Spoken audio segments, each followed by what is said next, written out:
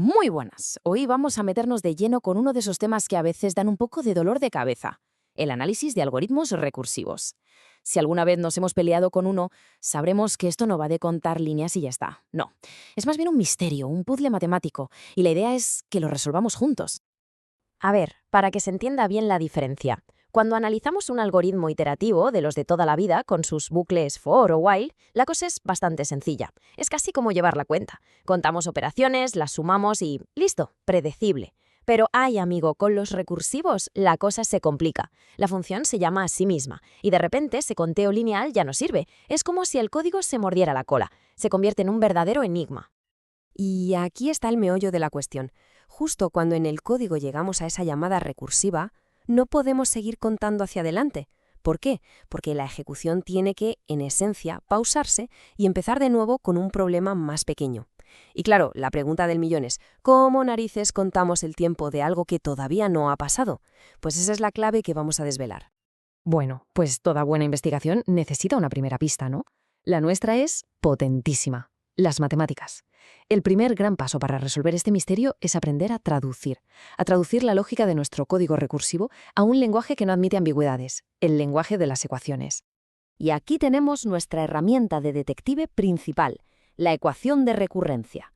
No es más que una fórmula que nos dice cuánto tiempo tarda un problema de tamaño n, lo llamaremos T de n, basándose en lo que tarda en resolver ese mismo problema, pero en versiones más pequeñas. Básicamente es la forma de capturar en el papel esa naturaleza circular y autorreferente del algoritmo.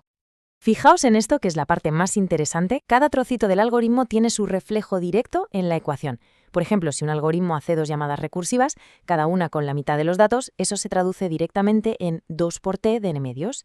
Si después de esas llamadas hay un trabajo para combinar los resultados, que es lineal, pues le sumamos un término más c por n. Y así, como por arte de magia, hemos convertido un trozo de código en una ecuación con la que ya sí podemos trabajar. Claro, una ecuación así por sí sola tiene infinitas soluciones. Necesitamos anclarla a la realidad. Es como en la física. Para saber la trayectoria de una pelota, necesitas saber desde dónde partió. Aquí es igual, necesitamos condiciones iniciales. Los casos base. ¿Qué pasa si la entrada es de tamaño 1? Pues el tiempo será una constante, digamos t de 1 igual a 1. Y si es 0, pues t de 0 igual a 0, porque no se ejecuta nada. Estos puntos de partida son absolutamente cruciales para encontrar la solución única que buscamos. Vale, ya tenemos la ecuación de recurrencia y sus condiciones iniciales. Ahora necesitamos la llave para abrir la cerradura. Para un tipo muy común de estas ecuaciones, esa llave es un método matemático súper potente, la ecuación característica. El nombre puede asustar un poco, pero de verdad esto es como seguir una receta. Vamos a ver los pasos. Primero, reorganizar. Lo pasamos todo a un lado para igualarlo a 0. Segundo, y aquí viene el truco, sustituimos cada tn-j por una variable, r elevada a n-j. Tercero, simplificamos, dividimos todo por el r de menor exponente y ¡chachán! Nos queda un polinomio normal y corriente. Cuarto, resolvemos ese polinomio, encontramos sus raíces. Y quinto, construimos la solución. La solución general, t de n, será una combinación de esas raíces elevadas a n. Así de sencillo. Hemos pasado de una recurrencia a álgebra de instituto. Y este punto es fundamental, como bien dice una de nuestras fuentes. A veces en matemáticas buscamos un porqué muy profundo. Aquí, en el segundo paso, el de la sustitución, no hay que volverse loco. Es un procedimiento, un truco, una sustitución textual que simplemente funciona. Es una de esas herramientas que nos permite transformar un problema difícil en uno que ya sabemos resolver. Ahora, una pequeña distinción, pero importante. Las ecuaciones que solo tienen términos con t, como la que vimos, se llaman homogéneas. Pero en los algoritmos reales es mucho más común encontrarse con las no homogéneas, que tienen un término extra que no depende de t y que representa el trabajo no recursivo. Para resolver estas, el proceso es en dos partes. Primero resolvemos la parte homogénea, como ya sabemos, y luego buscamos una solución particular para ese término extra. La solución final es simplemente la suma de las dos. Bien, hemos visto un método muy específico, pero ahora vamos a subir de nivel. Vamos a hablar de un patrón general que se aplica a toda una familia de algoritmos súper importantes, la estrategia de divide y vencerás. Muchísimos de estos algoritmos siguen esta misma estructura. Hacen a llamadas recursivas. En cada llamada, el tamaño del problema se reduce a n partido por b. Y todo el trabajo extra de dividir el problema y luego juntar las soluciones tiene un coste de O de nk. Esta es la forma general de la recurrencia maestra. Y aquí viene la magia. El teorema maestro es básicamente una chuleta para resolver estas ecuaciones al instante. Nos da 3 casos.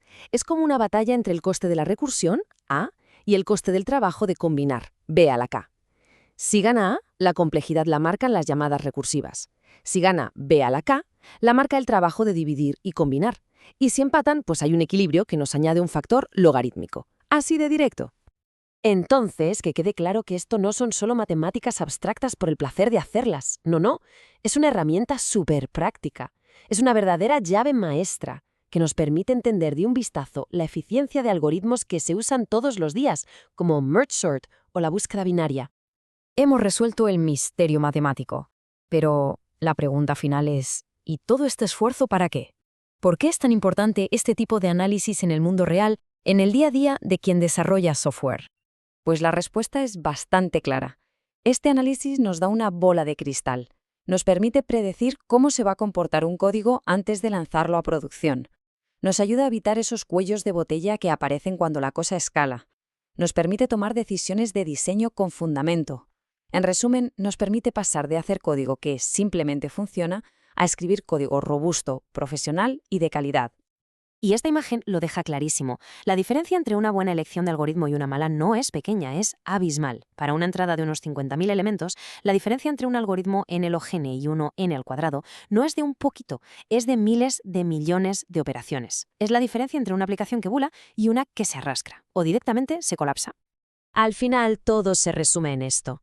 Lo que al principio parecía un misterio indescifrable, algo circular y confuso, se convierte, gracias a las matemáticas, en algo predecible, en algo que podemos controlar. Estamos transformando la incertidumbre en predicción. Estamos convirtiendo el arte de programar en la ciencia de la ingeniería de software. Y con esto el caso queda cerrado. Pero la investigación, en realidad, nunca termina. La próxima vez que nos encontremos escribiendo o leyendo una función recursiva, merece la pena pararse y hacerse la pregunta: ¿qué misterios de rendimiento se esconden aquí? Y sobre todo, ¿qué herramientas matemáticas tenemos ahora para sacarlos a la luz? Muchas gracias por la atención.